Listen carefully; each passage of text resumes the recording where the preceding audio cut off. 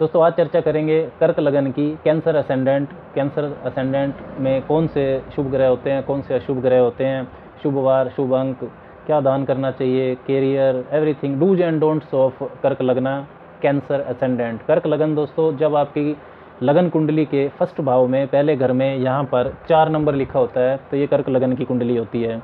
इस लगन में दोस्तों चंद्र, मंगल और गुरु जनरली शुभ फल देते हैं। सूर्य यहाँ पर सम होते हैं। इसके अलावा बुध, शुक्र और शनि यहाँ पर बाधक होते हैं, संघर्ष बढ़ाने वाले होते हैं। स्वभाव की बात करें तो कर्क राशि जो कि आपके लगन के फर्स्ट भाव में है, जिसके स्वामी चंद्रमा है, भावनाओं की, इमोशन की सबसे बड़ी राशि है। ज़रूरत से ज़्यादा इमोशनल लोग होते हैं, मूड स्विंग्स बहुत रहता है, मूडी होते हैं। चंद्रमा में जैसे 16 कलाएँ हैं तो जन्मजात एक्टर होते हैं, क्रिएटिव बहुत रहते हैं, बेचैन लोग, चर राशि भी है ये, चलायमान, कल्पनाशीलता, इमेजिनरी पावर बहुत अच्छी रहती है। इस वजह से राइटर, लेखक अच्छे होते हैं। 7वें भाव में इनके शनि की राशि है, मकर राशि यहाँ पर। तो साझेदारियाँ यानी कि पार्टनरशिप में नुकसान अगर ये करते हैं तो ज़रूर होता है। निर्णयों में ये बार बार परिवर्तन करते रहते हैं और बीमारियों का इन्हें वहम रहता है। दूसरे लगनों के मुकाबले छल कपट कर्क लगन वालों में सबसे कम होता है, सबसे भोला लगन।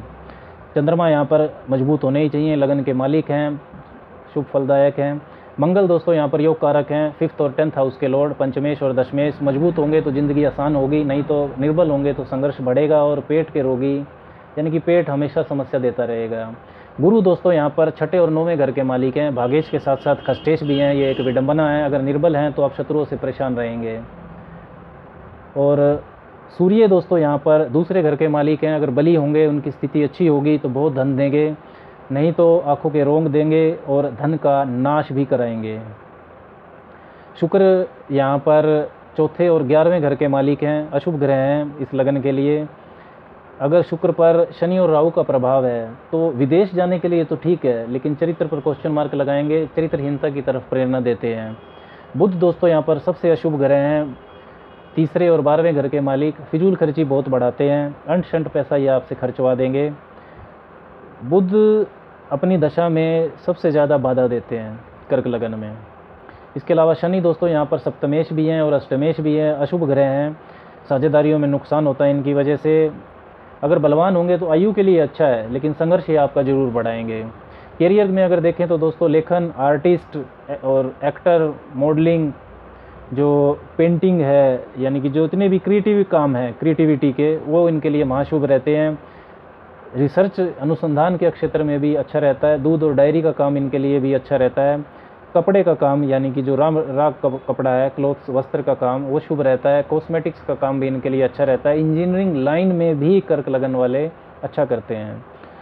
इष्ट देव की अगर बात करें तो 5th हाउस में आपके मंगल की राशि है तो हनुमान जी की उपासना करनी चाहिए, साथ में श्री हरि विष्णु की उपासना भी करनी चाहिए। 9th हाउस के लॉर्ड आपके गुरु हैं और चंद्रमा आपके लग्नेश हैं तो भगवान शिव की उपासना भी अच्छी रहती है, बहुत अच्छा फल आपको देगी।